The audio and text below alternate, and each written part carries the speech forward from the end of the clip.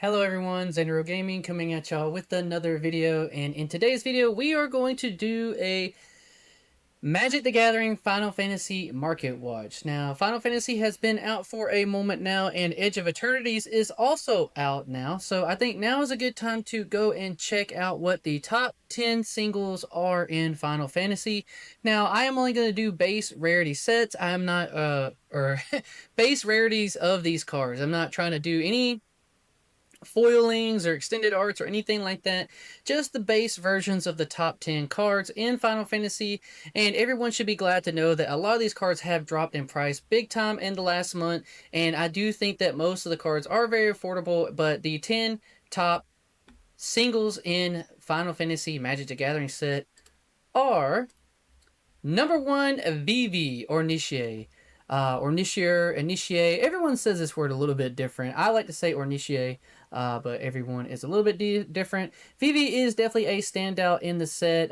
Right now, there are some low listings for $78.95. His market price is technically $59.44, and you can find a lot of listings from some sellers here. Some sellers who've been around a while. Low listings at $44. If you can get Vivv for under $50, I think you pick him up immediately. Vivv is very, very powerful in standard and commander, and he is just an amazing character in the game. A lot of people love Vivv. He is really, really cool, and for all of the sound only people and not watching the video, Vivv has a market price of $59.54, and the current lowest listing is $44 with $8 shipping. So a solid $45 for Vivv is not a bad deal.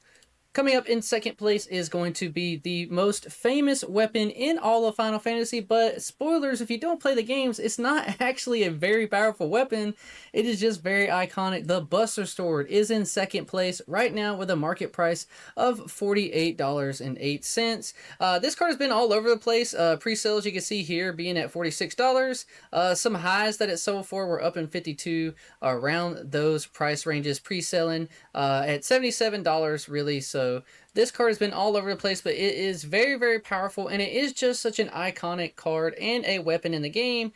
You can get some direct TV player, the Deer Wimp foil, for $71.54, but the market price, when I do these videos, I'll go off the market price, and then I'll tell you guys what the lowest listings are. So there are some low listings of $36.74, so $37, $35, $34. 36 with the shipping here, so about $36 lowest listings for the Buster Sword, but the market price is $48.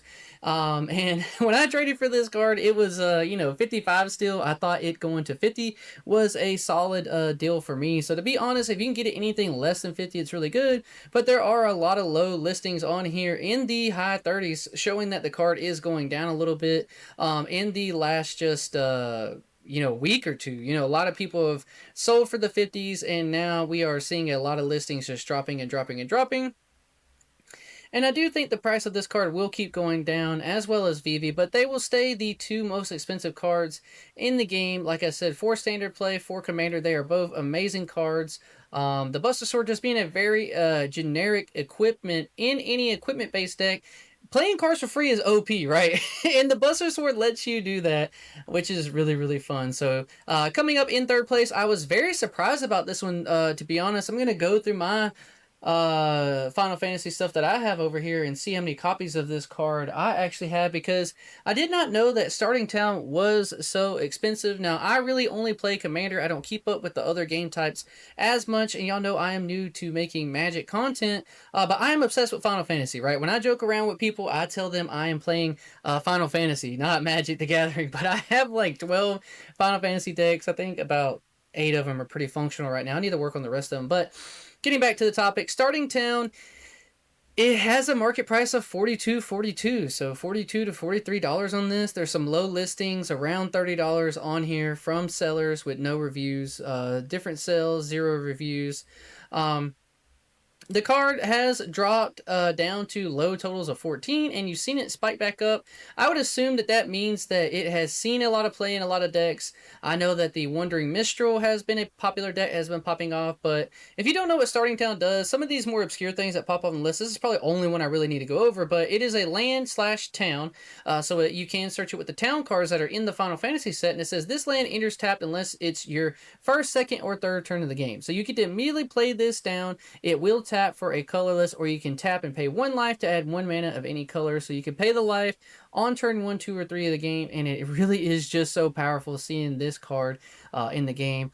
And I can imagine maybe this is a standard thing too, running 3 of these. If you get to just, start out with 3 of them, you pay 3 life just to be able to add all 3 mana of any color that you need. Can be very powerful, but at a market price of $42.42, I don't know about this, right? You guys let me know in the comments down below what this is played in, making it such an expensive land from the set, but it is really, really cool, and I'll be looking through mine to see. I know that I have a couple of decks that run towns, 2 of them specifically, and I did not know that Starting Town was this much. Leave in the comments down below why it is. But coming into 4th place is the Edgelord himself, Sephro, the One-Winged Angel, Fabled Soldier, coming into 4th place with a market price of $40.72.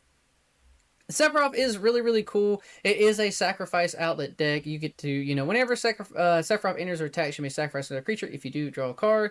Whenever another creature dies, target opponent loses 1 life, and you gain 1 life. If this is the 4th time this ability has resolved this turn, you transform Sephiroth, right? And then you get a emblem. He is really, really cool. You can see here, he was one of the more hyped up cards in the set, pre-selling for, in the 90s, then settling down, dropping around 30s to 40s, where he now sits at here. We've seen a recent spike back up to the 40s, so a lot of people realizing that they want to build Sephiroth decks. The more knowledge that gets out there that people see of Final Fantasy decks, they realize that Sephiroth is really, really fun. I have a low power Sephiroth deck. I've not put any crazy cards. I still think it's bracket 2 from an Arca deck, and it seems more powerful than it really is. It's just such a super strong card, and there are easy ways to be able to, get all 4 deaths of a creature in 1 turn. Black has a lot of really cards that let you do that, and he's just, him and Cloud are just 2 iconic characters, and I think that Sephiroth is showing why he is such a popular character, and they did a great job making him a very unique, very cool mono black commander that you can run. Coming into 5th place is going to be the Traveling Chocobo at $34.43, so about $35 for this card is not a bad price. I know that this is a very popular card too. A lot of bird decks are going around lately, I've seen.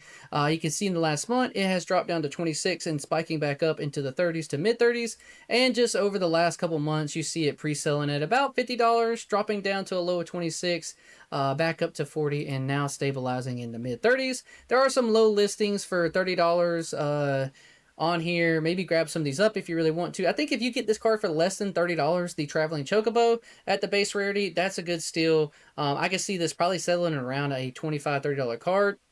Regardless, so now's a good time to pick them up because it is really so powerful in any deck that has lands that matter. Any kind of deck you're doing like that, you are going to want Traveling Chocobo in it. It is just a super strong card, but then it also is just like in bird decks. If you want to build a bird deck, this is definitely going to be one of the key cards you're going to want in your bird decks. He is really, really cool and pretty arts, right?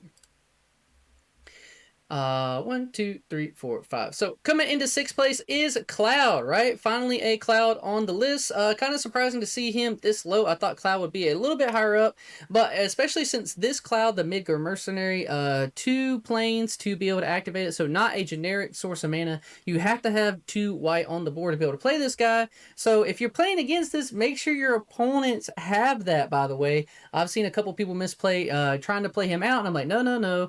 You need 2 whites. You can't just play that. It is very specifically 2 planes for you to be able to play him. But he is a very powerful commander. I think that this Cloud is a lot more resilient than the other Cloud deck that a lot of people are playing, mainly because he does only cost 2, and you have a lot of ways to get lands out in mono white to play them out with some of the equipments, and he is a really strong commander.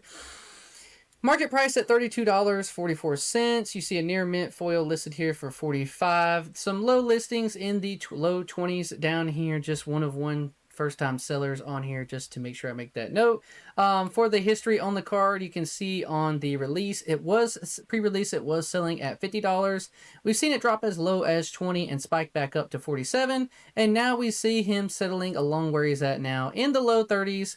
And I can see him staying at about this rate here. He is, you know, in an Equipment Matters deck in Standard. I know that he is very, very popular. That's why he is so much more expensive than the other Cloud, which essentially is only just for Commander play. This card can be played in a lot of different formats. It is really, really good. You get so much value.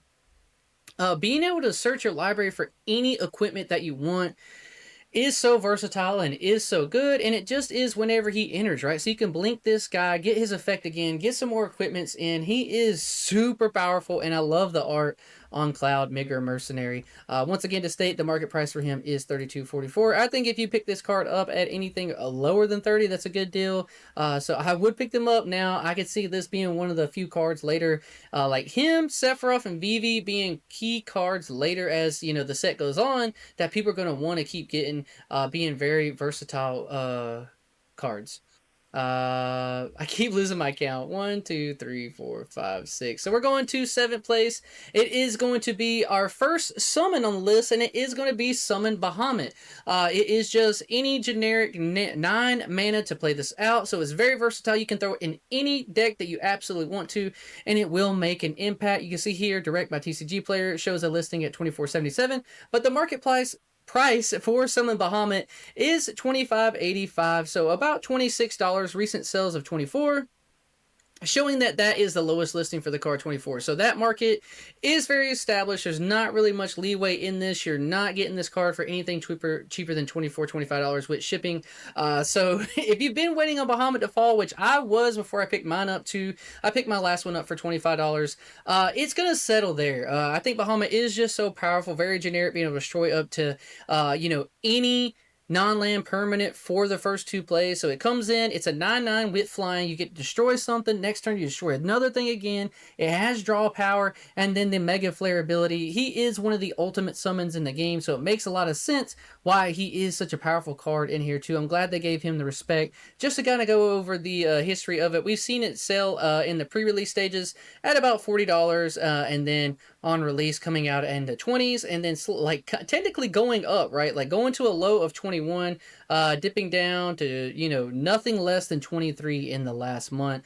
So this card really is holding its value. I would grab them now while you can. You don't want this card to randomly start going back up in the 30s. If you get it for 25 or less, or $20, if you can get a steal for it, I definitely would pick it up. Coming into 8th place is another summon, and it's going to be Summon Knights of the Round. Now this is going to cost you 6 mana and 2 planes, so 8 mana altogether, but some very specific on the planes there. But this card is very nutty, going in a lot of token decks, any kind of mono white decks that want to play it too. It really does just give you so much value. Now the interesting part on this card in general is that you get more value from the knights that it's making, not so much himself. But the cool part about Summon Knights of the Round is that it is indestructible, so it's hard for your opponents to get rid of this once it comes out. You're going to be making a lot of tokens. I need another copy of this card for my Balin deck, to be completely honest. I want to throw it in there. Final Fantasy, Lord of the Rings, and Bloomburrow are the only sets I really play in the card game. I do add other cards from other sets into my decks, but those are my 3 favorite sets, and those are the ones that I keep my commanders. But it is a really powerful card. The market price here showing $16.64, so about $17. A near mint, $19.99, $20 here. You can see pre-release prices were up to highs of $50, down to lows of $3. People were able to pick this up for $3. I was not watching that early in the year for that, but you can see here, closer to release date, being in the teens to 20s, in the last month settling in the high teens, to a low of $14. So anything between $15 to $20 seems pretty fair for this guy. And you can see here the lowest listings are $15, so it has stabilized there. If you can get Knights of the Rounds for $15 or less, definitely pick them up. Maybe pick them up now, because there are listings after this that you can see here going up and up and up and up, from $15 all the way up to $20 on some listings. So people don't want to get rid of this card because it is going to be in a lot of token decks. It is really, really good. You can play it for free in a lot of situations. But that is Summon Knights of the Round at $16.64 market price in 8th place. Coming into 9th place is Yuna, Hope of Spira at $14.93. So a solid $15 for Yuna. you know, pre-releases, 62s, a low of before the set came out of $3. That's crazy. All these listings at the threes, all the people that like got to buy theirs for these low times on the 25th, so $3. Wow, you guys really made out like bandits because all these cards have just shot back up. I was not, you know, paying attention to the market that much. I wish I had been too, picking up a lot of these cards for $3 and now reselling them if you really wanted to. In the teens, that's a lot of money to make there. A lot of listings on her, so there are going to be some low listings, people just trying to get rid of these cards. You see here $4 shipping, $10, so still 14, 15 bucks, but nothing less than that, right? So she has stabilized. She's going to be around $15. You're not going to be able to get her any cheaper because a lot of people are using her as a standard deck. Just being able to have her, your enchantments and creatures you control have trample, lifelink, and ward 2. It's just so strong. It's really, really good. It is only during your turn, though, just to be very specific on it. But she is going to cost you 3, a forest, and a plain. So 5 CMC to get her out. But she is very, very powerful. And once she comes down, you're going to be in such a good spot of the game. Yuna bringing up 9th place at about $15. Now, in 10th place, bringing up the rear here, but she is no slouch. It's going to be Lightning, Army of 1. This commander card in general is statted out the wazoo. Like, she only costs 3. 1 generic mana, a mountain and a plains, a red and white. So 3 for a 3/2 body that has first strike, trample, and lifelink, and she has a great skill called Stagger, which is a really cool thing. It really is such a powerful card. I'm working on my Lightning deck. You know, I have the Cloud deck that's built as an equipment deck. I was building Lightning and making her similar to Cloud deck. It was too similar, so then I stopped messing with her. I need to pick up some cards to maybe make her like a direct damage deck, multiple combats and situations like that. I want to play her in the instance of trying to build a deck where like you swing at opponent, you stagger them until the end of your next turn, or until your next turn starts. That person now takes double damage from all sources. So like it makes that person in commander a target, and it really keeps people from coming after you because they have a lot of incentive to go after other people. But she is $13 here. You can see crazy prices of $49, dropping drastically of the pre-sales down to about $9 or $10, spiking up to a high of $20, and then in the last month, nothing higher than $15, a low of $11, back up to $13. You can see a lot of these cards. There's some low listings of about $12, $13, but I think that Lightning, if you get her for anything around 10 to 15, is a great deal. She is really strong. In the 99 or as your commander, Lightning is really, really strong. I think I actually have one in my Cloud deck because she is absolutely so powerful. A really, really good card. But that is the top 10 card singles from the Final Fantasy set, going through in order: Vivv, Buster Sword, Starting Town, Sephiroth, Traveling Chocobo, Cloud, Summon Bahamut, Summon Knights of the Round, Yuna, and Lightning in 10th place. If you guys like videos like this, please like and subscribe to the channel. I am going to make more Magic the Gathering content. I love Final Fantasy, so I'm going to keep making Final Fantasy content. I have so many deck profiles to show you guys, but please leave this video a like, subscribe to the channel, and please share it for me. I'm trying to get more Magic the Gathering players to come to the channel because it is something newer that I am doing, but I do really love the game. I've played probably 8 games of Commander this past weekend, and it was a lot of fun. But I appreciate everyone hanging out with me today. Peace.